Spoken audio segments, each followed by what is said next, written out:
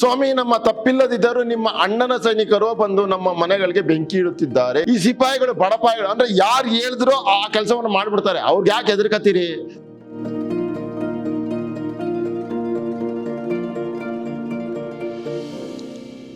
ಎಲ್ಲರಿಗೂ ನಮಸ್ಕಾರ. ನಾನು ವೆಂಕಟೇಶ್ KB, ಕನ್ನಡ ಉಪನ್ಯಾಸಕ, ವಿದ್ಯಾಶ್ರಮ ಪದವಿ ಪೂರ್ವ ಕಾಲೇಜು, ಮೈಸೂರು. ಪ್ರಿಯ ವಿದ್ಯಾರ್ಥಿ ಸ್ನೇಹಿತರೆ, ನಾನು ಮೊದಲನೇ PUC-ಗೆ ಸಂಬಂಧಪಟ್ಟ ಹಾಗೆ ಡಾಕ್ಟರ್ ಚಂದ್ರಶೇಖರ ಕಂಬಾರ ಅವರು ಬರೆದಿರುವ ಬೆಪ್ಪುತ ಕಡಿ ಬೋಳೆ ಶಂಕರ ಅನ್ನುವಂಥ ನಾಟಕವನ್ನು ಕುರಿತು ಮಾತನಾಡ್ತಾ ಇದ್ದೆ. ಕಳೆದ ತರಗತಿಯಲ್ಲಿ ಸೈತಾನ ಸೈನಿಕರಿಗೆ ಹೇಳ್ತಾನೆ, ಶಿವಪುರದ ಸತ್ಕೀರ್ತಿಗೆ ಮಸಿಯನ್ನಾದರೂ ಬಳಿರಿ ಅಂತೇಳಿ. ಅದಕ್ಕೆ ಸೈನಿಕರು ಹೇಳ್ತಾರೆ, ಇಲ್ಲ ಇಲ್ಲ, ಶಿವಪುರದ ಜನ ಹೇಗೆ ಅಂತಂದ್ರೆ, ನಾವು ಜಗಳದ ಭಾಷೆಯನ್ನು ಆಡಿದ್ರೆ ಅವರು ಸ್ನೇಹದ ಭಾಷೆಯನ್ನು ಆಡ್ತಾ ಇದ್ದಾರೆ. ನಮ್ಮನ್ನು ನೋಡಿದ ತಕ್ಷಣನೇ ಹಳೆ ಸ್ನೇಹಿತರನ್ನ ನೋಡಿದ ಹಾಗೆ ಉಪಚಾರವನ್ನ ಮಾಡ್ತಾ ಇದ್ದಾರೆ. ನಾವು ಹೇಗೆ ಏನ್ ಮಾಡೋಣ? ಇರುವಿಗೆ ಸಿಟ್ಟಿರಬಹುದು, ಆದರೆ ಈ ಶಿವಪುರದ ಜನತೆಗೆ ಸಿಟ್ಟಿಲ್ಲ ಅಂತೇಳಿ ಮಾತನಾಡಿದಾಗ ಸೈತಾನನಿಗೆ ಬೇಜಾರಾಗತ್ತೆ. ಅಯ್ಯೋ, ನನ್ನ ಮಾತು ಕೇಳದ ನೀವು ತೊಲಗಿ ಹೋಗಿ, ಅಥವಾ ನಿಮ್ಮನ್ನು ಕೊಂದಾಕ್ಬಿಡ್ತೀನಿ ಅಂತ ಹೇಳ್ಬಿಟ್ಟು ಮಾತನಾಡ್ತಾ ಇದ್ದಾನೆ. ಇದಿಷ್ಟು ಕಳೆದ ತರಗತಿಯಲ್ಲಿ ನಾವು ಮಾತನಾಡಿದ್ವಿ. ಬನ್ನಿ, ಈ ದೃಶ್ಯದಲ್ಲಿ ಇಂದಿನ ತರಗತಿಯಲ್ಲಿ ಏನೆಲ್ಲ ವಿಶೇಷಗಳು ಸಿಗಬಹುದು ಅಂತ ನೋಡೋಣ. ದೃಶ್ಯ 14. ಬರಿಗೈಲಿ ಮಾಡ್ಯಾನ ನಮಸ್ಕಾರ. ಬರಿಗೈಲಿ ಮಾಡ್ಯಾನ ನಮಸ್ಕಾರ ಅಂತಂದ್ರೆ ಇದು ಬೋಳೆ ಶಂಕರ. ಎಲ್ಲಾ ಸಂದರ್ಭದಲ್ಲೂ ಯಾರು ಏನೇ ಕೇಳಿದ್ರು ಕೂಡ ಆಗಲೇಳಿ ಅಂತಿದ್ದ. ಆದ್ರೆ ಬರಿಗೈಲಿ ಮಾಡ್ಯಾನ ನಮಸ್ಕಾರ ಅಂತಂದ್ರೆ ಏನು, ಅನ್ಯಾಯ ಪೂರಿತವಾಗಿರುವಂತಹ ಕೆಲಸಗಳಿಗೆ ಸ್ಪಂದಿಸುವಂತಹ ಬುದ್ಧಿ ಬೋಳೆ ಶಂಕರನಿಗಿಲ್ಲ. ಅವನು ನೋಡ್ತಾ ಇದ್ದ ಎಂತೆಂಥ ಸಂದರ್ಭದಲ್ಲಿ ಯಾವ್ಯಾವ ಸಂದರ್ಭದಲ್ಲೆಲ್ಲ ಕೊಡಬಹುದು ಅದನ್ನೆಲ್ಲ ಕೊಡ್ತಾ ಇದ್ದ. ಆದ್ರೆ ಯಾವಾಗ ಅದು ತೀರಾ ಅನ್ಯಾಯ ಅಂತ ಗೊತ್ತಾಯ್ತೋ ಅಂತ ಸಂದರ್ಭದಲ್ಲಿ ಅವನು ಇಲ್ಲ ಅಂತ ಹೇಳೋದಕ್ಕೆ ಶುರುವಾದ. ಅದಕ್ಕೆ ಬರಿಗೈಲಿ ಮಾಡ್ಯಾನ ನಮಸ್ಕಾರ ಅಂತೇಳಿ ಬಹಳ ವಿಶೇಷವಾಗಿ ಹೆಸರನ್ನ ಕೊಟ್ಟಿದ್ದಾರೆ ಈ ದೃಶ್ಯಕ್ಕೆ ಚಂದ್ರಶೇಖರ ಕಂಬಾರರು. ನೋಡೋಣ, ಈ ದೃಶ್ಯದಲ್ಲಿ ಯಾರ್ಯಾರು ಬರ್ತಾರೆ? ಬೋಳೆ ಶಂಕರ ಮತ್ತು ಜನ ಇದ್ದಾರೆ. ಬೋಳೆ ಶಂಕರ ಮತ್ತು ಜನ ಈ ದೃಶ್ಯದಲ್ಲಿ ಇದ್ದಾರೆ. ನೋಡೋಣ, ಜನ ಅದರಲ್ಲಿ ಯಾರೋ ಒಬ್ಬ ಓಡ್ ಬರ್ತಾ ಇದ್ದಾನೆ. ಜನಗಳಲ್ಲಿ ಓಡಿ ಬಂದು, ಸ್ವಾಮಿ, ನಮ್ಮ ತಪ್ಪಿಲ್ಲದಿದ್ದರೂ ನಿಮ್ಮ ಅಣ್ಣನ ಸೈನಿಕರು ಬಂದು ನಮ್ಮ ಮನೆಗಳಿಗೆ ಬೆಂಕಿ ಇಡುತ್ತಿದ್ದಾರೆ. ನೋಡಿ ಹೇಗೆ ಅಂತಂದ್ರೆ, ಸೈತಾನನಿಂದ ಪ್ರೇರಿತರಾದಂತ ಇವ್ರ ಅಣ್ಣಂದ್ರು ಇವನು ಸೈನಿಕರನ್ನ ಮಾಡ್ಕೊಡ್ಲಿಲ್ಲ, ಚಿನ್ನದ ನಾಣ್ಯಗಳನ್ನು ಮಾಡ್ಕೊಡ್ಲಿಲ್ಲ ಅಂತ ಅನ್ಬಿಟ್ಟು ಯಾವ ರೀತಿ ಹಿಂಸೆ ಮಾಡ್ತಾ ಇದ್ದಾರೆ ಬೋಳೆ ಶಂಕರನ ರಾಜ್ಯದಲ್ಲಿರುವಂತ ಜನತೆಗೆ ಅಂತ ಓಡಿ ಬಂದು ಹೇಳ್ತಾ ಇದ್ದಾನೆ ಬೋಳೆ ಶಂಕರನ್ಗೆ. ಈಗ ಬೋಳೆ ಶಂಕರ ರಾಜ ಅಲ್ವಾ, ಆ ಕಾರಣಕ್ಕೆ ಅವನ ಹತ್ರ ಬಂದ ದುಃಖವನ್ನ ಸಂಕಟವನ್ನ ಹೇಳ್ಕೊತಾ ಇದ್ದಾರೆ ಪ್ರಜೆಗಳು. ಓಡಿ ಬಂದು ಒಬ್ಬ, ಸ್ವಾಮಿ, ನಮ್ಮ ತಪ್ಪಿಲ್ಲದಿದ್ದರೂ ನಿಮ್ಮ ಅಣ್ಣನ ಸೈನಿಕರು ಬಂದು ನಮ್ಮ ಮನೆಗಳಿಗೆ ಬೆಂಕಿ ಇಡುತ್ತಿದ್ದಾರೆ. ಬಹಳ ಮುಖ್ಯವಾಗಿ ಏನು ಅಂತ ಗಮನಿಸ್ಬೇಕು ಅಂದ್ರೆ, ನಮ್ಮ ತಪ್ಪಿಲ್ಲದಿದ್ದರೂ ಅನ್ನೋದು ಮುಖ್ಯ. ನೋಡ್ರಿ, ಮನೆಗಳಿಗೆ ಬೆಂಕಿ ಇಡೋದು ಇವೆಲ್ಲವೂ ಕೂಡ ಯಾರಾದ್ರೂ ತಪ್ಪಿದ್ರೆ, ತಮ್ಗೆ ಅನ್ಯಾಯ ಆಗಿದ್ರೆ ಅವ್ರ ವಿರುದ್ಧ ಈ ರೀತಿ ದಂಗೆ ಹೇಳ್ತಾರೆ, ಬೆಂಕಿ ಇಡ್ತಾರೆ. ಆದ್ರೆ ನಮ್ಮ ತಪ್ಪಿಲ್ಲದಿದ್ದರೂ, ನಮ್ಮ ತಪ್ಪಿಲ್ಲದೆ ಇದ್ರು ಕೂಡ ನಾವು ಈ ರೀತಿಯ ಶಿಕ್ಷೆಗೆ ಒಳಗಾಗ್ತಾ ಇದ್ದೀವಿ, ನಾವೇನು ಮಾಡ್ತಾ ಇಲ್ಲ. ನೋಡಿ, ಆ ರೀತಿಯ ನುಕ್ಸಾನ್ ಆಗಿದ್ರು, ಆ ರೀತಿಯ ನಷ್ಟ ಆಗಿದ್ರು ನಾವೇನು ಮಾಡ್ತಾ ಇಲ್ಲ. ಯಾಕೆಂದ್ರೆ ನಾವು ನಿಮ್ಮ ಪ್ರಜೆಗಳು, ಬೋಳೆ ಶಂಕರ ಹೇಳಿದ ಹಾಗೆ ನಡೆದುಕೊಳ್ಳುವಂತಹ ಜನಗಳು, ಬೋಳೆ ಶಂಕರ್ನಂತಾನೆ ಬುದ್ಧಿ ಇರುವಂತಹ ಜನಗಳು. ಆ ಕಾರಣಕ್ಕೆ ಬಂದು ಇಲ್ಲೇ ಹೇಳ್ತಾ ಇದ್ದಾರೆ, ನೋಡಿ, ನಿಮ್ಮ ಅಣ್ಣನ ಸೈನಿಕರು ನಮ್ಮ ಮನೆಗಳಿಗೆ ಬೆಂಕಿ ಇಡುತ್ತಿದ್ದಾರೆ, ಏನ್ ಮಾಡೋದು ಅಂತ. ಅಷ್ಟಲ್ಲ, ಇವನು ಇದನ್ನ ಹೇಳೋ ಅಷ್ಟಲ್ಲ, ಇನ್ನೊಬ್ಬ ಬಂದು ಮಾತಾಡ್ತಾ ಇದ್ದಾನೆ. ಓಡ್ ಬಂದು ಮಾತಾಡ್ತಾ ಇದ್ದಾನೆ ಅವನು, ಸ್ವಾಮಿ, ನಿಮಗೆ ಬೇಕಿದ್ದರೆ ತಗೊಂಡೋಗಿ ಎಂದರೂ ಕೇಳುತ್ತಿಲ್ಲ, ಸೈನಿಕರು ದನಗಳನ್ನು ಕಡಿದು ಚೆಲ್ಲುತ್ತಿದ್ದಾರೆ. ನಿಮ್ಗೆ ಏನ್ ಬೇಕಾ ತಗೊಂಡೋಗಿಯಪ್ಪ, ನಿಮ್ಗೆ ಬೇಕಾಗಿರೋದನ್ನ ಅಂತ ಹೇಳಿದ್ರು ಅವರು ಏನು ಕೇಳ್ತಾ ಇಲ್ಲ. ನೋಡಿ, ಸ್ವಾಮಿ, ನಿಮಗೆ ಬೇಕಿದ್ದರೆ ತಗೊಂಡೋಗಿರೆಂದರೂ ಕೇಳುತ್ತಿಲ್ಲ. ಸ್ವಾಮಿ, ನಿಮ್ಗೆ ಏನಾದ್ರು ಬೇಕಿದ್ಯಾ, ಇದು ತಗೊಂಡೋಗಿ ಅಂತೇಳಿ ಹೇಳ್ತಾ ಇದ್ರು ಕೂಡ ಅವ್ರು ಕೇಳ್ತಾ ಇಲ್ಲ. ಸೈನಿಕರು ದನಗಳನ್ನು ಕಡಿದು ಚೆಲ್ಲುತ್ತಿದ್ದಾರೆ. ಮಕ್ಕಳಂತೆ ಸಾಕಿರ್ತಾರ್ರಿ ದನಗಳನ್ನ, ದನ ಕರುಗಳನ್ನ, ಅದನ್ನ ಕಡಿತಾ ಇದ್ರೆ ಅದನ್ನ ಕಣ್ಣಲ್ಲಿ ನೋಡ್ಕೊಂಡು ಇರೋದಕ್ಕಾಗತ್ತಾ? ಇಲ್ಲ. ಆ ಸಂಕಟ, ದುಃಖ ಇಲ್ಲಿ ಓಡ್ ಬಂದು ಬೋಳೆ ಶಂಕರನ್ಗೆ ಹೇಳೋ ತರ ಮಾಡಿದೆ. ಏನಾಗುತ್ತೆ ಮುಂದಕ್ಕೆ ನೋಡೋಣ. ಮತ್ತೊಬ್ಬ ಓಡ್ ಬರ್ತಾ ಇದ್ದಾನೆ. ಅದ್ರ ಜೊತೆಗೆ ಇನ್ನೂ ಏನೇನೋ ಸಮಸ್ಯೆಗಳಾಗ್ತಾ ಇದೆ. ಓಡಿ ಬಂದು, ಸ್ವಾಮಿ, ಸೈನಿಕರು ನನ್ನ ತೋಟಕ್ಕೆ ಬಂದು ಬೇಕಾದಷ್ಟು ಎಳನೀರು ಕುಡಿದರು, ಬೇಕಿದ್ರೆ ಇನ್ನೂ ಕುಡಿಯಿರಿ ಎಂದೆ. ಸಾಕಾದಷ್ಟು ಕುಡಿದ ಮೇಲೆ ಮರಗಳನ್ನು ಹಾಗಾಗಿ ಕಡಿದು ಉರುಳಿಸುತ್ತಿದ್ದಾರೆ, ನನ್ನ ಹಸಿರು ಗದ್ದೆಗೆ ಬೆಂಕಿ ಇಟ್ಟಿದ್ದಾರೆ. ಅಬ್ಬಾಬಾ, ಎಂತ ನೋವಾಗುತ್ತೆ ರೀ. ಹಸಿರ ತುಳಿದರೋ ಅಂತ ಅಂದ್ಬಿಟ್ಟು ಕಳೆದ ದೃಶ್ಯದಲ್ಲಿ ನಾವು ಮಾತನಾಡಿದ್ವಿ.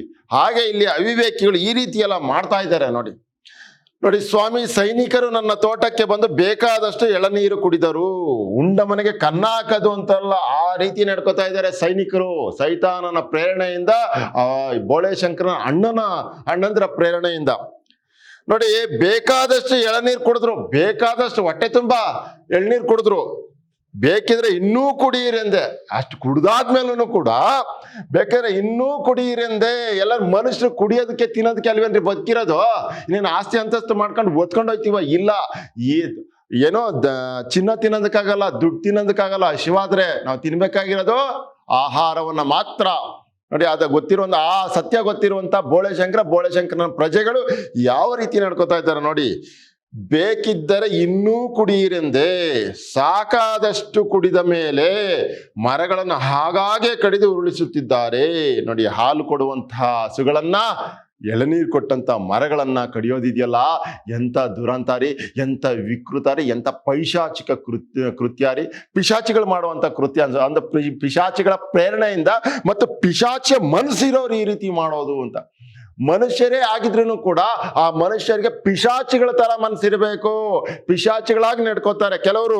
ಅಂತ ವಿಕೃತವಾಗಿ ನಡ್ಕೊಂಡ್ರೆ ನೋಡಿ, ಅನೇಕ ಸಂದರ್ಭದಲ್ಲಿ ನಾವು ಕೇಳಿದ್ದೀವಿ, ಅಪ್ಪ ಯಾರ ಮೇಲಾದ್ರೂ ಹಲ್ಲೆ ಮಾಡಿದ್ರೆ, ಯಾರನ್ನಾದ್ರು ಕೊಂದಿದ್ರೆ ಪೈಶಾಚಿಕ ಕೃತ್ಯ ಅಂತ ಅನ್ಬಿಟ್ಟೆಲ್ಲ ನಾವು ಕೇಳಿಸ್ಕೊಂಡಿರ್ತೀವಿ. ಅಂದ್ರೆ ಪಿಶಾಚಿಗಳು ಮಾಡುವಂತ ಕೃತ್ಯ ಅಂತ. ಪಿಶಾಚಿಗಳ ರೀತಿಯಲ್ಲಿ ಮನುಷ್ಯರೇ ಮಾಡ್ತಾ ಇದ್ದಾರೆ. ಮನುಷ್ಯರು ಮಾಡುವಂತ ಕೆಲಸ ಅಲ್ಲ ಇದು. ನೋಡಿ, ಸಾಕಾದಷ್ಟು ಎಳನೀರನ್ನ ಕುಡಿದ ಮೇಲೆ ಮರಗಳನ್ನ ಹಾಗಾಗೆ ಕಡಿದು ಉರುಳಿಸುತ್ತಿದ್ದಾರೆ. ಆ ಮರಗಳನ್ನ, ಎಳನೀರು ಕೊಟ್ಟಂತ ಮರಗಳನ್ನ ಆಗಾಗ್ಗೆ ಕಡಿದು ಉರುಳಿಸ್ತಾ ಇದ್ದಾರೆ. ನನ್ನ ಹಸಿರು ಗದ್ದೆಗೆ ಬೆಂಕಿ ಇಟ್ಟಿದ್ದಾರೆ. ದುಃಖದಿಂದ ಹೇಳ್ತಾ ಇದ್ದಾನೆ. ತುಂಬಾ ಮಕ್ಕಳನ್ನ ಸಾಕ್ತಾರ್ರಿ ಮರಗಳನ್ನ. ಅಂಥದನ್ನ ಬೆಂಕಿ ಇಟ್ಬಿಟ್ಟು ಸುಟ್ರೆ ಎಂತ ದುಃಖ ಆಗುತ್ತೆ. ಆ ಕಾರಣಕ್ಕೆ ನೊಂದ್ಕೊಂಡು ಹೇಳ್ತಾ ಇದ್ದಾನೆ, ನನ್ನ ಹಸಿರು ಗದ್ದೆಗೆ ಬೆಂಕಿ ಇಟ್ಟಿದ್ದಾರೆ, ನನ್ನ ಹಸಿರು ಗದ್ದೆಗೆ ಬೆಂಕಿ ಇಟ್ಟಿದ್ದಾರೆ ಅಂತ ಅಂದ್ಬಿಟ್ಟು ಬೋಳೆಶಂಕರ್ಗೆ ಹೇಳ್ತಾ ಇದ್ದಾನೆ. ಬೋಳೆಶಂಕರ್ ಏನ್ ಮಾತಾಡ್ತಾನೆ, ಅಷ್ಟಲ್ಲಿ ಇನ್ನೊಬ್ಬ ಬಂದು ಹೇಳ್ತಾ ಇದ್ದಾನೆ. ಅವನಿಗೆ ಉತ್ತರವನ್ನು ಹೇಳೋಷ್ಟಲ್ಲೇ ಇನ್ನೊಬ್ಬ ಓಡ್ಬೋತಾ ಇದ್ದಾನೆ. ಯಾವುದೋ ಒಂದು ನುಕ್ಸಾನ್ ಆಗಿದೆ, ನಷ್ಟ ಆಗಿದೆ, ಯಾರೋ ಸೈನಿಕರೇನೋ ಮಾಡಿದ್ದಾರೆ. ಆ ಕಾರಣಕ್ಕೆ ಮತ್ತೆ ಒಂದ್ಸರಿ ಇನ್ನೊಬ್ಬ ಬಂದು ಹೇಳ್ತಾ ಇದ್ದಾನೆ. ಓಡಿ ಬಂದು ನಿಮ್ಗೇನು ಬೇಕೋ ಹೇಳಿ ಎಂದೆವು. ನೋಡಿ, ನಿಮ್ಗೇನು ಬೇಕೋ ಹೇಳಿ ಎಂದೆವು, ಅಥವಾ ಹೇಳದೆಯೋ ತೆಗೆದುಕೊಂಡು ಹೋದರೂ ಸರಿಯೇ ಅಂದೆವು. ನೋಡಿ, ಬಹಳ ಮುಖ್ಯ. ನಿಮ್ಗೇನ್ ಬೇಕೋ ಹೇಳಿ ಅಂತ ಕೇಳಿದ್ವಿ ಸ್ವಾಮಿ. ಅಕಸ್ಮಾತ್ ನಿಮ್ಗೆ ಹೇಳೋದಕ್ಕೆ ಮುಜುಗರ ಆದ್ರೆ, ಅಯ್ಯೋ ನಾವ್ಯಾಕೆ ಇವ್ರಿಗೆ ಹೇಳ್ಬೇಕು ಅಂತಂದ್ರೆ, ನೀವು ಹೇಳದೆ ಏನ್ ಬೇಕಾದ್ರೂ ತಗೊಂಡೋಗಿ ಅಂತಾನೂ ಹೇಳಿದ್ರಂತೆ. ಎಂತ ಮುಗ್ಧ ಜನ ರೀ ಶಿವಪುರದ ಜನ. ಬೋಳೆಶಂಕರನ ಹಾಗೆ ಆಗಿದ್ದಾರೆ. ಯಥಾ ರಾಜ ತಥಾ ಪ್ರಜಾ ಅಂತ, ರಾಜನಿದ್ದ ಹಾಗೆ ತನ್ನ ಪ್ರಜೆಗಳು ಆಗಿದ್ದಾರೆ. ಬಹಳ ಸಂತೋಷದ ವಿಚಾರ. ನಿಮಗೇನು ಬೇಕೋ ಹೇಳಿ ಎಂದೆವು, ಅಥವಾ ಹೇಳದೆಯೂ ತೆಗೆದುಕೊಂಡು ಹೋದರೂ ಸರಿಯೇ ಅಂದೆವು, ಅಥವಾ ನಿಮ್ಮ ಕೋಪಕ್ಕೆ ಕಾರಣವಾದರೂ ಏನೆಂದು ಕೇಳಿದೆವು. ಹೋಗ್ಲಿ ಬೇಡ ಬಿಡಿಯಪ್ಪ, ಯಾಕೆ ಈ ರೀತಿ ನಿಮ್ಗೆ ಕೋಪ ಬಂದಿದ್ದು, ಏನ್ ಕಾರಣ, ನಾವೇನ್ ತಪ್ಪು ಮಾಡಿದ್ವಿ ಅದಾದ್ರೂ ಹೇಳಿ ಅಂತ ಹೇಳಿದ್ರು. ನೋಡಿ, ನೀವು ನಮ್ಗೆ ಹೇಳಿ, ನಿಮ್ಗೆ ಏನ್ ಬೇಕೋ ಹೇಳಿ ಕೊಡ್ತೀವಿ ಅಂತಂದ್ರು. ಬೇಡ, ನೀವು ಏನು ಹೇಳಿಲ್ಲ ಅಂದ್ರೆ ಚಿಂತೆ ಇಲ್ಲ, ನಿಮ್ಗೆ ಏನ್ ಬೇಕೋ ಅದನ್ನ ತಗೊಂಡೋಗಿ ಅಂತಂದ್ರು. ಸರಿ, ಅದು ಇಲ್ಲ, ನಿಮ್ಗೆ ಯಾಕೆ ಕೋಪ ಬಂದಿದೆ ಅದನ್ನಾದ್ರೂ ಹೇಳಿ ಅಂತಂದ್ರು. ನೋಡಿ, ನಿಮ್ಮ ಕೋಪಕ್ಕೆ ಕಾರಣವಾದರೂ ಏನೆಂದು ಕೇಳಿದವು, ಅಥವಾ ನಾವೇನು ಮಾಡಿದರೆ ನಿಮಗೆ ಸಮಾಧಾನವಾಗುತ್ತದೆ ಅದನ್ನಾದರೂ ಹೇಳಿ ಎಂದೆವು. ನಾವೇನ್ ಮಾಡಿದ್ರೆ ನಿಮ್ಗೆ ಸಮಾಧಾನ ಆಗುತ್ತೆ ರೀ ಅಲ್ವಾ? ನಿಮಗೆ ಸಮಾಧಾನ ಯಾವ ರೀತಿಯಿಂದ ಏನ್ ಮಾಡಿದ್ರೆ ಆಗುತ್ತೆ ಅದನ್ನ ಹೇಳಿ, ಅದನ್ನೇ ಮಾಡೋಣ, ಅದನ್ನೇ ಮಾತನಾಡೋಣ ಅಂತ ಹೇಳ್ಬಿಟ್ಟು ಕೇಳ್ತಾ ಇದ್ರು ಕೂಡ ಹೇಳಿಲ್ಲ. ಸೈನಿಕರು ಏನ್ ಹೇಳ್ತಾ ಇದಾರೆ ನೋಡಿ, ಗೊತ್ತಿದ್ದರೆ ಹೇಳುತ್ತಿರ್ಲಿಲ್ವೇನ್ರಯ್ಯ ಅಂತ ಹೇಳಿ ಮತ್ತೆ ಪುನಃ ಅದೇ ಕಾಯಕ ಶುರು ಮಾಡಿದರು. ಕೂದಲಿಗೊಂದು ಗಾದೆ ಬಲ್ಲ, ನೀವೇ ನಮಗೆ ದಾರಿ ತೋರಬೇಕು. ನೋಡಿ, ಇವರು ಆಯುಧ ಇದ್ದಂಗೆ, ಯಾರೋ ಬೀಸ್ತಾ ಇರೋದು ಸೈನಿಕರಿಗೆ ಗೊತ್ತಾಯಿಲ್ಲ. ನಾವು ಯಾಕೆ ಈ ಕೆಲಸವನ್ನ ಮಾಡ್ತಾ ಇದ್ದೀವಿ ಎನ್ನುವಂತಹ ಉದ್ದೇಶನೂ ಗೊತ್ತಿಲ್ಲ, ಕಾರಣನೂ ಗೊತ್ತಿಲ್ಲ. ಸುಮ್ಮನೆ ವಿನಾಕಾರಣ ಸಂಬಳ ಕೊಡ್ತಾರೆ ಅನ್ನೋ ಕಾರಣಕ್ಕೆ ಅವರು ಆ ಕೆಲಸವನ್ನ ಮಾಡ್ತಾ ಇದ್ದಾರೆ. ಎಂತ ದುರಂತಾರಿ ಸೈನಿಕರದು. ಸೈನಿಕರನ್ನ ಕೇಳ್ತಾ ಇದ್ದಾರೆ, ನೋಡಿ ನಾವೇನು ಮಾಡಿದ್ರೆ ನಿಮ್ಗೆ ಸಮಾಧಾನವಾಗುತ್ತದೆ ಅದನ್ನಾದರೂ ಹೇಳಿ ಎಂದೆವು ಅಂತ ಕೇಳಿದ್ರೆ ಜನಗಳು, ಗೊತ್ತಿದ್ದರೆ ಹೇಳುತ್ತಿರ್ಲಿಲ್ವೇನ್ರಯ್ಯ, ನಮ್ಗೆ ಗೊತ್ತೇ ಇಲ್ಲ, ಗೊತ್ತಿದ್ರೆ ಹೇಳ್ತಿರ್ಲಿಲ್ವಾ ಅಂತ ಹೇಳಿ ಪುನಃ ಅದೇ ಕಾಯಕ, ಪುನಃ ಅದೇ ಕೆಲಸ. ಏನು ಅಂತಂದ್ರೆ ಎಳ್ನೀರು ಮರಗಳನ್ನ ಕಡಿಯೋದು, ದನಗಳನ್ನ ಕಡಿಯೋದು, ಈ ತರದ ಕೆಲಸಗಳನ್ನೇ ಮತ್ತೆ ಮಾಡ್ತಾ ಇದ್ರಂತೆ. ಪುನಃ ಅದೇ ಕಾಯಕ ಶುರು ಮಾಡಿದರು, ಅಂದ್ರೆ ಪ್ರಾರಂಭ ಮಾಡಿದ್ರು. ಕೂದಲಿಗೊಂದು ಗಾದೆ ಬಲ್ಲ, ನೀವೇ ನಮಗೆ ದಾರಿ ತೋರಬೇಕು. ಕಾನೂನು ಸುವ್ಯವಸ್ಥೆ ಅಂತ ಕೇಳಿದಾಗ ಮಂತ್ರಿ ಬೋಳೆಶಂಕರ ಏನ್ ಹೇಳಿದ್ದ ಅಂತಂದ್ರೆ, ಗಾದೆ ಬಲ್ಲವರು ಬುದ್ಧಿ ಹೇಳುತ್ತಾರೆ ದಡ್ರಿಗೆ ಅಂತ ಹೇಳಿದ್ರು. ಈಗ ನೋಡೋಣ ಏನ್ ಮಾಡ್ತಾನೆ ಬೋಳೆಶಂಕರ, ಗೊತ್ತಿಲ್ಲ ರಾಜನಾಗಿ. ಕೂದಲಿಗೊಂದು ಗಾದೆ ಬಲ್ಲ ನೀವೇ ನಮಗೆ ದಾರಿ ತೋರಬೇಕು, ನೀವೇ ನಮಗೆ ಗತಿ, ಬದುಕುವ ರೀತಿ ಹೇಗೆ ಅಂತ ಈಗ ನೀವೇ ಹೇಳ್ಕೊಡ್ಬೇಕು. ನಾವೇನೋ ನೀವು ಹೇಳ್ದ ಹಾಗೆ ಬದುಕ್ತಾ ಇದ್ದೀವಿ, ಅವ್ರು ಬಂದ್ರು ನಾವು ಯಾವ ಅಪಾಯನ ಮಾಡಲಿಲ್ಲ, ಯಾರಿಗೂ ಹಿಂಸೆ ಮಾಡಲಿಲ್ಲ, ಹಾಗೆ ಬದುಕ್ತಾ ಇದ್ದೀವಿ. ಅವ್ರು ಕೇಳಿದ್ದನ್ನು ಕೊಟ್ವಿ, ಈಗ ಏನು ಮಾಡೋದು ಗೊತ್ತಾಗ್ತಾ ಇಲ್ಲ. ಆದರೆ ನಾವು ಪ್ರೀತಿಯಿಂದ ಬೆಳೆಸಿದಂಥ ದನ ಕರುಗಳನ್ನ ಮರಗಳನ್ನ ಕಡಿತಾ ಇದ್ದಾರೆ, ಬೆಂಕಿ ಇಡ್ತಾ ಇದ್ದಾರೆ. ಇದನ್ನ ನೋಡ್ಕೊಂಡು ಹೇಗಿರ್ಲಿ ಸ್ವಾಮಿ, ಕಣ್ಣಾರೆ ಕಷ್ಟ ಆಗ್ತಾ ಇದೆ. ನೀವೇ ನೋಡಿ ಕೂದಲಿಗೊಂದು ಗಾದೆ ಬಲ್ಲಂತ, ಅಂದ್ರೆ ಅಷ್ಟು ಗಾದೆ ಬಲ್ಲಂತ, ಅಷ್ಟು ಅನುಭವ ಇರುವಂತ ನೀವೇ ಒಂದು ದಾರಿ ತೋರಿಸ್ಬೇಕು ಅಂತ ಅಂದ್ಬಿಟ್ಟು ಆ ಜನಗಳು ಕೇಳ್ಕೊತಾ ಇದ್ದಾರೆ. ಮುಂದಕ್ಕೆ ಏನಾಗುತ್ತೆ ನೋಡೋಣ. ಬೋಳೆಶಂಕರ ಆಗಲೇ ಹೇಳಿ, ಅವರಿಗೆ ಆತ್ಮ ಇಲ್ಲ, ಅವರಿಗೆ ಆತ್ಮ ಇಲ್ಲ ಅಂತ ಖಾತ್ರಿಯಾದ ಮೇಲೆ ನಮ್ಮ ಆತ್ಮಗಳನ್ನಾದರೂ ನಾವು ಉಳಿಸಿಕೊಳ್ಳಬೇಕಲ್ಲ. ಅಯ್ಯೋ, ನೀವು ಅಷ್ಟೊಂದು ಹೇಳಿದ್ಮೇಲೂ, ಅಷ್ಟು ಬುದ್ಧಿ ಹೇಳಿದ್ಮೇಲೂ, ಇಷ್ಟೊಂದೆಲ್ಲ ಪ್ರೀತಿಯಿಂದ ಮಾತಾಡಿದ್ಮೇಲೂ ಕೂಡ ಅವರು ಆ ರೀತಿ ನಡ್ಕೊಳ್ಳಿಲ್ಲ ಅಂತಂದ್ರೆ ಅವ್ರಿಗೆ ಆತ್ಮ ಇಲ್ಲ ಅಂತಾಯ್ತು, ಮನುಷ್ಯತ್ವ ಇಲ್ಲ ಅಂತಾಯ್ತು ಅಂತ ಅರ್ಥ ಅಲ್ವಾ. ಒಳ್ಳೆ ಮಾತನ್ನ ಕೇಳ್ಬಿಡ್ಬೇಕ್ರಿ ಜನ. ಒಳ್ಳೆ ಮಾತಿಗೆ ಎಂಥವ್ರಾದ್ರೂ ಬಗ್ಬೇಕು, ಒಳ್ಳೆ ಮಾತಿಗೆ ಬಗ್ಲಿಲ್ಲ ಅಂತಂದ್ರೆ ಅವ್ರು ಪಿಶಾಚಿಗಳು ಅಂತಾನೆ ಅರ್ಥ. ಆತ್ಮ ಇಲ್ವಲ್ಲ, ಆತ್ಮ ಇಲ್ದೇ ಇರೋರಲ್ಲ ಪಿಶಾಚಿಗಳು ಅಂತಾನೆ ಅರ್ಥ ಅಂತೇಳಿ ನೋಡಿ. ಆಗಲೇ ಹೇಳಿ, ಅವರಿಗೆ ಆತ್ಮ ಇಲ್ಲ ಅಂತ ಖಾತ್ರಿಯಾದ ಮೇಲೆ ನಮ್ಮ ಆತ್ಮಗಳನ್ನಾದರೂ ನಾವು ಉಳಿಸಿಕೊಳ್ಳಬೇಕಲ್ಲ. ಮತ್ತೊಬ್ಬ, ಹಾಗೋ ಸೈನಿಕರು ಬಂದರು, ಹಾಗೋ ಸೈನಿಕರು ಬಂದರು ಅಂತ ಹೇಳಿದ್ರು. ಸೈನಿಕರು ಬಂದ್ರು, ಅವಾಗ ಏನಾಗುತ್ತೆ ನೋಡ ಮುಂದಕ್ಕೆ. ಬೋಳೆಶಂಕರ ಬರಲೇಳಿ, ಈ ಸಿಪಾಯಿಗಳು ಬಡಪಾಯಿಗಳು, ಇವ್ರಿಗೆ ಯಾಕೆ ಎದುರುತ್ತೀರಿ ಅಂತ ಇದ್ದಾರೆ. ಈ ಸಿಪಾಯಿಗಳು ಬಡಪಾಯಿಗಳು ಅಂದ್ರೆ ಯಾರು ಹೇಳಿದ್ರು ಆ ಕೆಲಸವನ್ನು ಮಾಡ್ಬಿಡ್ತಾರೆ, ಅವ್ರಿಗೆ ಯಾಕೆ ಎದುರ್ಕತ್ತೀರಿ, ತಲೆ ಕೆಡ್ಸ್ಕೊಂಬೇಡಿ ನೀವು, ಸುಮ್ನಿರಿ ಅಂತ ಹೇಳ್ತಾ ಇದ್ದಾರೆ. ಬರಲೇಳಿ, ಈ ಸಿಪಾಯಿಗಳು ಬಡಪಾಯಿಗಳು, ಇವರಿಗೆ ಯಾಕೆ ಎದುರುತ್ತೀರಿ ಅಂತ. ಜವಾನರು ಬೋಳೆಶಂಕರ ಹಾಗೂ ಅವನ ಜನರನ್ನ ಮಧ್ಯೆ ಹಾಕಿ ಸುತ್ತುವರಿಯುವರು. ತಮ್ಮ ಬಂದೂಕುಗಳನ್ನು ಜನ ಹಾಗೂ ಬೋಳೆಶಂಕರನ ಗುರಿ ಹಿಡಿಯೋರು. ಸೈನಿಕರು ಬಂದ ತಕ್ಷಣನೇ ನೋಡಿ ಆ ಜನಗಳನ್ನ ಎಲ್ಲ ಸುತ್ತುವರೆದ್ರು. ಸುತ್ತುವರೆದ್ಬಿಟ್ಟು ಬೋಳೆಶಂಕರನಿಗೆ ಮತ್ತು ಜನಗಳ ಕಡೆಗೆ ಈ ರೀತಿ ಬಂದೂಕನ್ನ ಹಿಡಿದು ಗುರಿ ಇಡ್ತಾ ಇದ್ದಾರೆ. ಆ ಸಂದರ್ಭದಲ್ಲಿ ಏನಾಗುತ್ತೆ ನೋಡೋಣ. ಬೋಳೆಶಂಕರ, ಆಯ್ತು ಸ್ವಾಮಿ, ನಿಮ್ಗೇನು ಬೇಕು, ಹಿಂಗ್ ಹಿಡ್ಕೊಂಡು ನಿಂತ್ಕೊಂಡ್ರು. ಆ ಕಾರಣಕ್ಕೆ ಕೇಳ್ತಾ ಇದ್ದಾನೆ ಬೋಳೆಶಂಕರ, ಆಯ್ತು ಆಯ್ತು ಸ್ವಾಮಿ, ಸಮಾಧಾನ ಮಾಡ್ಕೊಳ್ಳಿ, ಏನ್ ಬೇಕು ನಿಮ್ಗೆ ಅಂತ ಇದ್ದಾನೆ. ಸೈನಿಕ, ನಿನ್ನ ಹಾಗೂ ನಿನ್ನ ಜನರ ರಕ್ತ ಅಂತ ಇದ್ದಾನೆ. ನೋಡಿ ಹೆಂಗೆ ಕೋಪೋದ್ರಿಕ್ತನಾಗಿ ಮಾತನಾಡ್ತಾ ಇದ್ದಾನೆ. ನಿನ್ನ ಮತ್ತು ನಿನ್ನ ಏನು ಜನರ ರಕ್ತ ಅಂತ, ನಿನ್ನ ಹಾಗೂ ನಿನ್ನ ಜನರ ರಕ್ತ ಅಂತ ಹೇಳ್ತಾ ಇದ್ದಾಗ ಬೋಳೆಶಂಕರ ಏನ್ ಹೇಳ್ಬೋದು ನೋಡೋಣ. ಬೋಳೆಶಂಕರ ಆಗಲೇ ಹೇಳಿ ಅಂತ ಅನ್ಬಿಟ್ಟು ಆಯ್ತು ಅಂತ ಅನ್ಬಿಟ್ಟು ಹೇಳ್ತಾನೆ. ಕಲ ಕಚೇರಿ ಕಚ್ಚಿ ಲಂಡೋ ಬರಾಯ ಸಾಲ ಕುದುರಿ ಹನುಮಂತರಾಯ ಬಚ್ಚ ಬೋಲ್ ಜವಾನರೆಲ್ಲ ಉಲ್ಲೆಸಲಾಗ್ಲಿ ನಿಲ್ಲಬೇಕಣ್ಣ, ನಿಲ್ಲದಿದ್ದರೆ ಎಲ್ಲ ಶಾಪ ನಿನ್ನ ಮೇಲಣ್ಣ. ಸೈನಿಕರು ಹೆಂಗ್ ಬಂದಿದ್ರು ಹುಲ್ಲಿನ ಹೆಸರಿನಿಂದ ಮತ್ತೆ ಹುಲ್ಲಿನ ಹೆಸರು ಹೇಗ್ ಆಗ್ಬೇಕು ಅನ್ನುವಂಥದ್ದನ್ನು ಮಂತ್ರ ಕೇಳ್ಕೊಂಡಿದ್ನಲ್ಲ ಇವನು, ಆ ಮಂತ್ರವನ್ನ ಹೇಳ್ಬಿಟ್ಟ.